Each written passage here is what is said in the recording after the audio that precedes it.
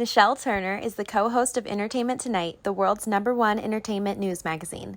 She joined ET in 2014 and became co-host in 2021, making history as the first Black woman to hold the position.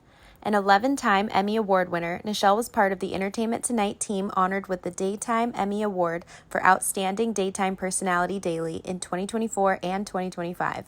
She has interviewed some of the biggest names in entertainment and helped lead ET's coverage of the Grammy Awards, Golden Globes, and Academy Awards.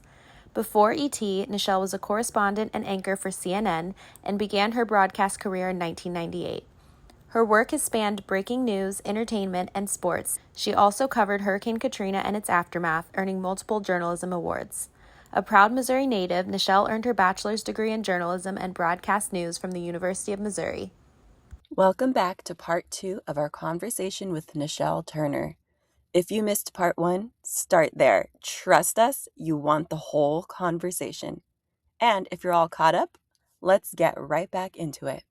Well, I also, along with saying I wanted to be a 5-tool player in this business, I also told myself early on I would always work from a place of yes. And so that has been what I've leaned on forever as well. Because I got into this business, I never wanted to do entertainment. I never wanted to do sports. Those things were not in my purview. I'm a politics nerd. And I wanted to be Christian Amanpour. I wanted to be a foreign correspondent. I wanted to be a war correspondent. And that's what I thought that I was going to do. And so I started in this business doing that. You know, like I said, I was a cops and courts reporter. I, did the hard news beat, breaking news beat. That's what I always said. I was an anchor and I just loved the breaking news, the big stories, all of that. And so that's what I thought my trajectory would be. And when I got here to Los Angeles, like I said, it changed because I started doing this morning show where they started throwing like sports and entertainment into the mix. And so I was like, well, I can do that too. And I got a call one day from the man who used to run Fox Sports. His name was David Hill. And he said to me, hey, come over here and meet with me. I was a local news anchor here in Los Angeles. And I was like, why? And he was like, just come over here. And I was like, okay. So I went over to meet with him. I didn't know why. And he said, well, I'd like for you to start doing sideline for the NFL, do a couple games for us. And I was like a sideline reporter? And he's like, yeah. I'm like, but I don't cover sports. And he said, yeah, but you know how to tell stories. And that's what I like. And I was like, oh, okay. And so I said, okay. And I didn't know what I was getting myself into. I loved sports growing up. I loved football. I grew up a big Chiefs fan and a Missouri Tiger fan. But it's much different being a fan and covering the game. So I was like, oh God, here comes the imposter syndrome. They're gonna find out I'm a fraud. I don't know what I'm doing. So I had to take a crash course in like learning the X's and O's. I didn't know anything about Tampa 2 defense. I knew nothing. But I learned very quickly and I ended up doing that for 5 years. And so, and I left news for that. And I started doing sports full time. So I covered football, Major League Baseball, college basketball, and I did that for 5 years. And then I got a call from CNN and they said, we'd love for you to come talk to us about a position here. And they wanted me to do entertainment. I didn't care about doing entertainment, but I wanted to work for CNN because for me, CNN was the gold standard of news and I just wanted to work for CNN. So I was like, okay, I don't care what I'm doing at CNN. I want to work there. So I took the job at CNN and I was covering entertainment for them and I started, hosting an entertainment show for CNN. And then Jeff Zucker took over the network and wanted to move me to New York and add me to his new morning show. And then he gave me my own show called CNN Spotlight, which I loved, which I would go and sit down and interview celebrities, long form, like half hour, 30-minute show. And it was great. And I loved that. And that's where the folks at Entertainment Tonight started watching me. And they came and approached me like a year later and said, we would love for you to come to Entertainment Tonight and be the weekend host of ET. And I was like, huh? And they were like, yeah. So I was like, well, if CNN's the gold standard of news, Entertainment Tonight's the gold standard of entertainment. So, okay, I'll try this. And so I said yes. And so I just kept saying yes to different things and opening myself up to different things. And that's how I ended up here, because I just kept saying yes. And I also then was hosting an event in Miami for the Television Producers and Editors Association, NATPE. And I was hosting their gala, and I hated what they had written for me. And so I just kind of said, meh. And I started doing my own stuff on stage and like bits and whatever. And the president of A&E Network, which is over Lifetime as well, was in the audience. He was getting an award that night. And afterwards he came up to me and he said, hey, do you do scripted? And I said, no, I'm not an actor. No, I'm a journalist. And he was like, I think you could do script. I'm like, no, I don't think so. And he goes, no, I think you could. And he asked who my manager was. And he said, we're going to reach out. And I was like, okay, great. I thought he was lying. They did. And they said, we want to work with her. We have, we're going to send you 2 movies. She can pick what she wants to do. She can do whatever she wants to. I'm like, really? And so I was like, oh boy, here it comes again, imposter syndrome. I better figure something out. So I started taking acting lessons because I'm like, I can't act. And so I started taking acting lessons. I leaned into Cameron. I called him. I'm like, what am I supposed to do? And he's like, you can do this, NT. You can do it. I'm like, no, I can't do this, Cameron.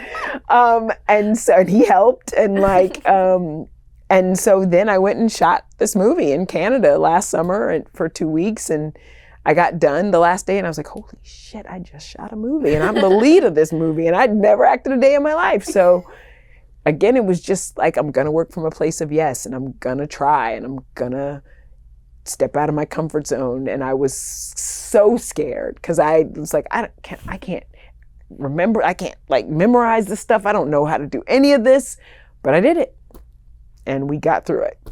And it aired. That's a cute movie. Hate Your Fiance. Oh my God, listen, he was a jerk. He was. I'm like, I know he was a dick to me for like 3/4 of the movie, and then all of a sudden fell in love. Oh, you mean the first guy? First fiance. I like that guy. He just had a lot of feelings. Right. I mean, the first guy. Had a lot of feelings. Oh, the first guy was a jerk. He was a jerk. Yeah, he was a total jerk. He's talking about you before you're about to be married. Yeah, I hear him dogging me. So she leaves, goes back to the hometown, and she's finally falling for this other guy. And then here this jerk comes. He comes and back. I want you back. But then changes his mind. I don't want you back. He's like, actually, you were right to leave. So I'm like, you just came and disrupted. And she was finally getting. Don't they always do that though? That's it was very like, real.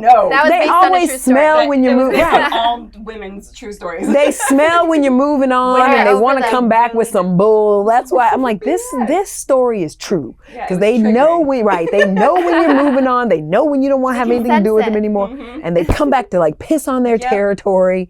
They do it all the time. But that it ended up being it was a cute movie. When I watched it, I wasn't completely like, so I feel like it was okay. You were great. It was okay. And I was watching it from the point of like getting to know you and knowing that you come from a journalist background. So I was like, she's great. My next question is, when are you going to do your next project? Because you're good at it. I don't know. I mean, I've done a couple of little things since then. I just did an episode of The Bold and the Beautiful that aired last week, which was fun. But like, I'm not an actor, but so if an opportunity came, I'm not like Lifetime movie. True, you're an actress, but I'm not trying. Like, I'm not auditioning for things so. But if something comes along, then yeah, because I had. Like, everyone said, did you have fun doing it? No, because I didn't have fun because I was so in my head, because it was the first thing I'd ever done. I was leading the movie, like #1 on the call sheet for something I'd never, so I was really too busy trying to make sure I didn't screw it up to actually really enjoy the experience. If I did it again, I think I'd be able to enjoy it much more. But I was like freaking out every minute of it. Like, okay, don't forget your lines. And I was like so freaked out. I was learning everybody else's lines too. So I was, so I felt like, well, I know, okay, this is the line. Oh, you missed this. And I'm like, stop. So yeah. Yeah, but I would do it again. Okay. I definitely would do it again. I would act again for sure. As you should. Yeah. I wanted to ask you about Kobe Bryant, Oprah, Denzel Washington. Are these all true? Michelle Obama, Beyonce, Viola Davis, Kevin Hart, Jamie Foxx? All of those are true. Yes. Okay. Yes. So is everyone the way that we perceive them? Or is there anyone that was highly disappointing? Please tell us. Give us all the tea. None of the people that you named were highly disappointing. Okay. No, but there have definitely been highly disappointing people in the interviews. Who? Well, listen, I've said this before too. I think my least favorite person in Hollywood is Tommy Lee Jones. Yes. Just mean. He's mean. He's mean. He's a mean cuss. He's mean. So if I don't interview him again, I'm good. Like, that was mean. He's just mean. Oh. He's rude and he's mean. And my thing is, like, I also kind of blame the studios because I'm like, this man does not want to be here doing these interviews. Why do y'all keep making him? He's mean to people. People came out of there crying. Left the interview early because I was like, you're not going to talk to me like I'm crazy. I'm good. I'm done. Goodbye. Like, I just left out. But he's not nice. He's not kind. And so for me, I'm like, y'all need to stop this because he doesn't want to be here. He's being a jerk to people. We're being put in an uncomfortable situation. So either we're being jerks back or we like just don't let, he didn't want to promote the movies. Don't have him do them. And so that's really the only person that I've been like, are you kidding me? Like, that's it. He's the only person. There have been people who I'm like, that wasn't a great interview, or, ooh, they're kind of closed off. There's definitely those people, or, they have hit and miss days. But, I haven't had really anyone like that ever, besides him. There are some people who I'm like, I don't care that. There is another one who wasn't very nice, and he's actually a big actor. I'm not gonna say who, but he was just precious. I hate when people are precious. Like, don't be precious. Don't take yourself so seriously. You're an actor. Just don't be so precious. And then there are people who you interview who are just a joy. And you're like, you know what? You get it. Like, for whatever people think of him and some of his personal thing, like Tom Cruise is a movie star with a capital M, capital S. And that man makes you feel like you're the only person in the room. He is incredible. He's so, like, he is particular about who he likes to talk to, though. But if he picks you, then he likes you. And he will give you the time, all the time you need. He's wonderful about that. He comes early to red carpets and stays late because he talks to everybody, which I think is really admirable, because there are a lot of outlets that aren't like Entertainment Tonight, that are very small, that don't get the opportunities. But people like him do, like, they come early, they stay late, they do everybody, which I, as a journalist, appreciate, because I haven't always been at Entertainment Tonight. So there are times when I may have been down at the end of the carpet and really hoping to get that soundbite with Tom Cruise. And, when people have that mentality, I think it's really good. I mean, he is a joy. Oprah's always a joy to talk to. She's always very gracious and open and transparent.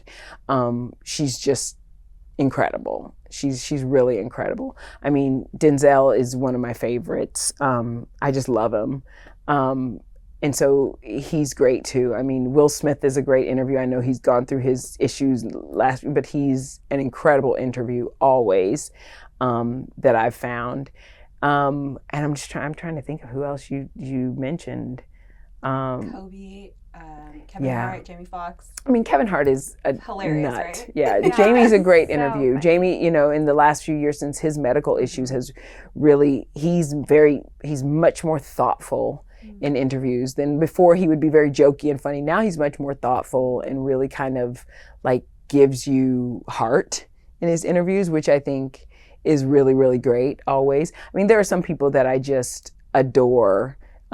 Sterling K. Brown is what he and his wife, Ryan Michelle Bethay, are two people that I just enjoy so much and who always give you great interviews and are so gracious, but are the realest people in the room, hands down. They're just my favorites. Hannah Waddingham is one of my favorite people on earth. I think she's incredible. She's an incredible actress anyway, but so gracious, such a girl's girl, just really gets it. Knows how to play the game. Tom Holland is one of my favorite people too. He's a great interview, partly because he can't hold water. And I love a celebrity like that who just can't hold water. Like, there's a couple, like Mark Ruffalo's like that too. He'll tell everything. It's cute how he can't stop talking about how he married Zendaya. I know. It's adorable. It's really adorable. cute. The love story is amazing. But like, there are, some people like that who are just really, really great interviews and who are a good time and who you love to sit down with, who love to sit down with you. There are some people who are actually surprises too that I've sat with, and I'm like, God, after the interview, that was great. Like, I didn't expect that from them. And, so yeah. Do you ever get starstruck? Yes, but I get starstruck at the different people. Cause I grew up, my grandmother was my caregiver. So I used to watch soap operas with her. So I get starstruck at the soap opera people, like Eric Braeden, like Victor Newman. Oh, don't let me see Victor Newman. I'm like, ooh, like Victor Newman and Nikki Newman. Oh, I can't take it. Like those people, I'm like, oh, that's Victor Nikki. Like that's Jack Abbott. Like that stuff makes me freak out. Like, oh, that's John Black. That's John and Marlena. Like that, I freak out. Like, you could be. And then, the one person I haven't interviewed, even though I have interviewed Michelle Obama, who she was incredible. Like I haven't interviewed Barack Obama, which I would love, like, Mr. President, please get me the opportunity to interview you. But I got to go to the White House to interview the First Lady when they were in office. And that was one of the best days of my career.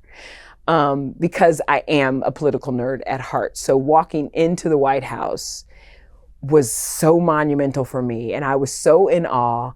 And like also knowing I was walking into this place where Barack and Michelle Obama were the president and the first lady, and in a house that slaves built, and going to interview this woman in the map room where they mapped out World War I, just was so phenomenal to me and was like making my head explode. And also, I'm such a klutz and such a nerd. I kept telling myself the whole time, Nischelle, do not screw anything up. Don't do anything dumb.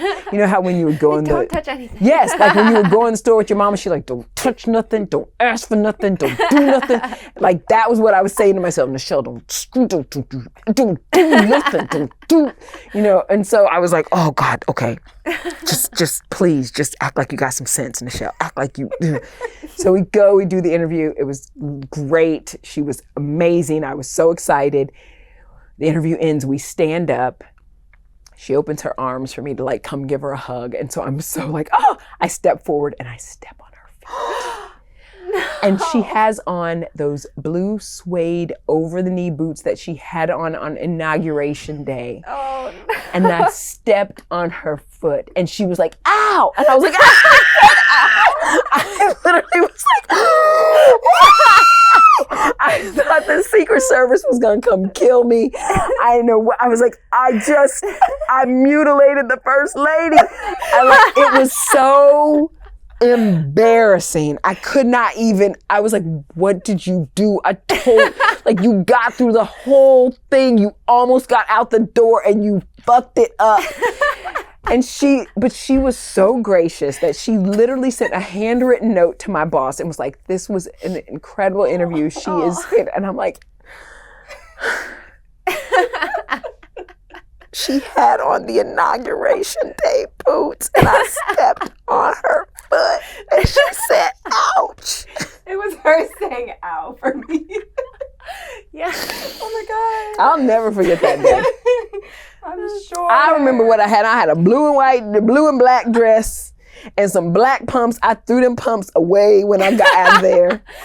I will never forget that day, ever. I'm like, I stepped on the First Lady's foot in the map room of the White House with the inauguration boots on. Oh, those boots.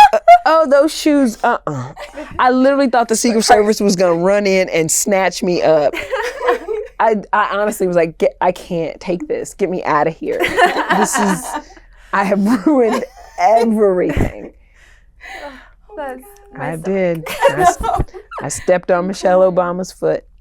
Oh, I've had a couple really doofus moments. I was at a Janet Jackson concert where I wasn't even covering it, but I love Janet Jackson.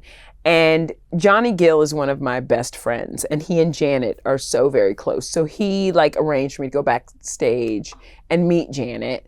And so we're all in this Yes. We're all in this room backstage waiting for her. It's like the friends and family room. Like, so her sisters, like, you know, like her family and her sisters and her nephews and like everybody's there and her close friends. And so I'm there with my two friends and we're waiting. Everyone's waiting for Janet to come in. She walks in, right? And something just came over me because I love her. And I start walking across the room with my arms open, just repeating over and over again, Johnny sent me, Johnny sent me, Johnny sent me. And like it's partying, people are partying and I'm walking like, Johnny sent me, Johnny sent. And she's looking like, what is happening? And do y'all see this crazy thing? Like, and I'm just like, Johnny sent me, Johnny sent me. And so she kind of like goes like this and she's looking like, oh my God. And I was like, huh, John. Like, it was so stupid. And I was like, Johnny sent me. And she's like, okay, yeah, great. Nice to meet you. In her sweet way. And I'm like, yeah, Johnny sent me. I'll never forget that night. I will never in my life. Like Johnny still like he still will call me and say, Johnny sent me. And I'm like, stop. Stop. The worst. Oh, that's so funny. The worst. Oh my God. The worst. The whole interview's gonna have to be on you. I'm gonna look a mess. All the camera angles. I told you I'm a klutz. I'm so dumb. It just like dumb stuff happens. I'm like, well, Johnny sent me. Sure it's so endearing though. Yeah. Especially in that kind of No, I think Janet thought I was a stalker. I think she thought I was cuckoo for Cocoa Puffs. Like, I literally was walking across a crowded room with my arms open saying over and over again. Subway. Yes, I was that Thriller lady on the subway. I was her. Johnny sent me. Johnny sent me. Like, Johnny sent me? Like, what? And there's nothing else I could say. That's all that was coming out of my mouth. And it happened. It's probably really memorable. It happened.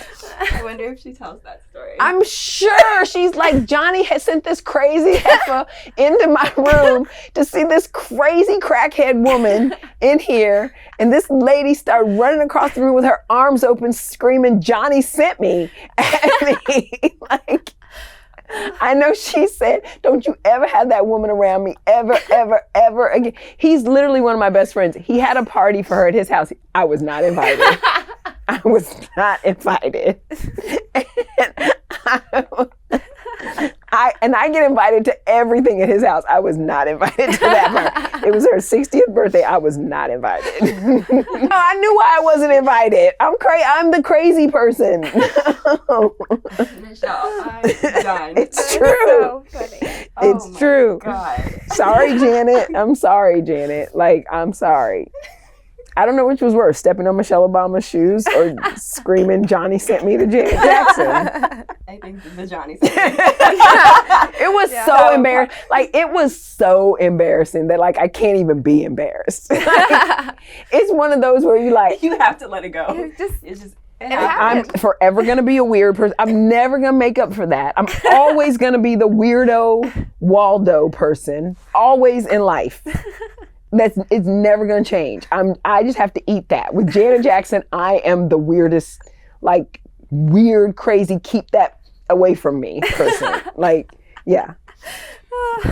Just, but I love her so much, and I don't know. I just froze, and that's all that could come out of my mouth was Johnny sent me. To be fair, that could literally be any of us. Yeah. I love her so much. So that's fair. That's all. Like, at least it makes sense. Everyone's like, yeah. Yeah, It probably happens all the time. Yeah, like, of course that's who it happens with. not like that. If y'all would have seen it, not like that. It was really bad. No, I'm telling you, it was really, really bad. I know it was bad because my friends were like, what are you doing? What did you do? Why are you saying, like, what was wrong with you? And I'm like, I don't know. I don't know. I just kept saying, I wanted her to know that I wasn't crazy. And in me trying not to show her I was crazy, I was crazy. Like, I was really trying to show her, no, I'm supposed to be here. Johnny sent me here. And like trying to let her know I'm normal, I showed her how crazy I really am. Oh, Nothing I can do. Mercy. I've been to other concerts and haven't gotten to go backstage again. I think we're gonna redo the Janet one. I'm just gonna imagine that and visualize it for you. It's gonna happen again. It's gonna go Listen, I've been to smoothly. concerts where she's at with him, and I've been backstage anymore. I've been to New Edition concerts where she comes. I'm like, I guess I don't get invited backstage when Janet's there. But I have to take that L because I was really cuckoo.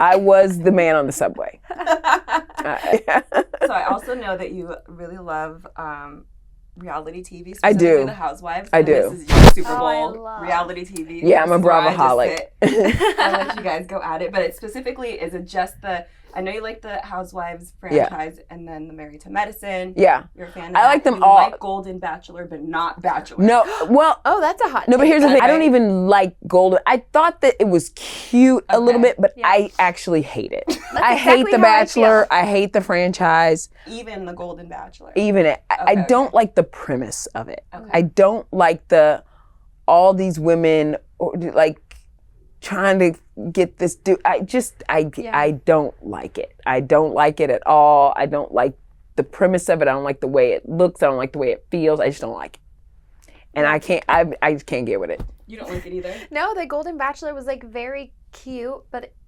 unsettling. Oh. Like it's I just- thought I could because I was like, oh, they're old, like they're older. That could be cute. Yeah. I just don't like I don't like the Yeah. idea of it. I just don't. So it's Housewives for you. Yeah, like you get, like I'm standing there. It's like my Janet Jackson moment. Like, you gonna give me a rose? Johnny sent me. Like, and no, no. And I just don't like that for women. I don't like when 25 women are trying to get. Maybe it's triggering it's just because like of the ad With life. The Bachelorette? Yeah, I don't Just like the that whole either. concept. Okay. Yeah, I don't like that either. I just don't like that. It's like the apps. Yeah, it's like the apps. You see? Yeah, I- 25 women trying to get Yeah. one man. It's triggering. It's triggering, I think, for me. So no, I'm cool on. But all things Bravo, I love. Yeah. All the shows. Wait, so if Andy Cohen is on vacation and they ask you to step in, are you? Oh, it's on. I'm saying it now. Like, I'm like, hey, I need to be doing this reunion. I need to Yes. be, because y'all forget what happened back in season 9. I remember. Like, yeah, no, I love them all. I love them all. And Summer House. The only show I don't watch, because it just stretches my soul, is The Valley. I don't like it. I can't get it. I can't get into I it. haven't seen it. It's the spinoff of Vanderpump Rules. Oh, okay. And so I just don't. But I do like the Valley Persian style. I like that, which is like the reboot of Shaws of Sunset. I do like that one. But yeah. But like everything else, I love Summer House. I love Below Deck. I love like all of the Are all you of watching Love Island? not. That's what Oh, everyone's I like. love Love Island. That's what everyone's like, you should watch Love Island. But I'm like, never there's seen too it. much of that. Because it's like an everyday commitment, right? Yeah. Oh, there's like 4 or 5 episodes Yeah, I a week. can't. It's I too can't. much. Oh. Yeah, It's think- not a weekly thing? No, they do it for like 6 weeks, and it's so intense. Like it's your whole Yeah. You have to watch all. And so I have enough Bravo shows that come pretty much every night. And I'm behind on some of them because I'm like, I mean, I'm caught up now in Orange County and in Atlanta because they're airing right now. So I'm caught up now. But like, there was a while where there were like 4 of them on at a time. I'm like, this is too much. Like, this is too much. But I do love them. And I love the mess of it. I love that I love the smoke and mirrors of it because I'm like, they're all pretending like they have all this money and all of them are broke. And it's funny to me. It's so funny to me. It's infuriating to me, all of it. And I like, Garcelle Beauvais is one of my good friends. So when she was on The Housewives of Beverly Hills, she would ask me to shoot with her every so I did. So she had said to me once, like, would you ever be, I'm like, no, because I would jump over a table at those. Like, I would no. Yeah. I don't have enough patience. I honestly, Make for great entertainment. it would, Great but TV. I honestly don't have enough patience. So I would never. So I need to just stay being a viewer and have that be what it is. Leave it alone. Do you have a favorite? of the Housewives? Franchise or of the Housewives in Housewives. You see, I love, like right now, I love Stacey Rush from Potomac. I love her. I love Angela Oakley Okay. on I know Atlanta. these Yeah, I've heard that I need to start watching Salt Lake City. that is really all those women are. It's Real Housewives of Salt Lake City. Oh. It's so campy and fun. I love Angie on Salt Lake City. I love her. I love Mary Cosby on Salt Lake City because this woman, she's married to her step granddaddy. What? Yes. That's the story I was told. The man was married to her grandmother, and then her grandmother died. And when her grandmother was dying, she said, "I think you need to marry him." So she married her step granddaddy. Who said, "I think you need to marry her grandma"? The grandmother, when she was dying, she said, She said, basically in her will, she left him to marry. Yeah, you? pretty much. Huh? Her churches and her man. Yeah. And so that's why everyone keeps saying I need to watch that one because it's crazy. Yeah, that's wild. It's bananas. And then that's the one. They put that on TV? Oh yeah. And then that one girl on there, she's out of prison now. She just got out of prison. But they recorded it. Yeah, right? but they caught it on camera. Like the FBI stopped their Sprinter van. It was all on camera. Like looking for this thing. What the hell? Yeah. So but I do love all. What franchises do you love? I loved Dallas back in the day. I did too. That was a really I good even one. liked that terrible DC franchise when Yeah. when Salahi, when they went and crashed the White House, and I loved that one too. Yeah, and like OG Orange County. Yeah. That was good. Yeah, that's back on right now. It's in their 20th year, which is wild that they have been on for 20 years. The Housewives have been on for 20 years. But I love all things bro. I don't even call it my guilty pleasure. It's just my pleasure. Yeah. Like that's what my mindless fun TV is when I watch those girls. But I like those. I liked Basketball Wives. I liked that when it was on too. That was really messy. Like I watched it for the first few seasons, then I had to stop because they were fighting too much. I don't like seeing them like fist fight. But like I like all of those type of reality shows. Those are good. Those are really good. Interesting. Really, really, really fun. You gotta watch. I hear that a lot. It can get to be a lot because now the formula has kind of changed and it's starting to irritate me a little bit because it's starting to turn into this gotcha formula. Like we want to investigate you and make everybody out to be a liar and catch you in a lie and catch you in this. And I'm like, I just want to see some aspirational TV, some women who like have a little money and have fun and go on vacations and argue a bit. And there's like, that's why I liked the OG New York women because they were so messy and so funny.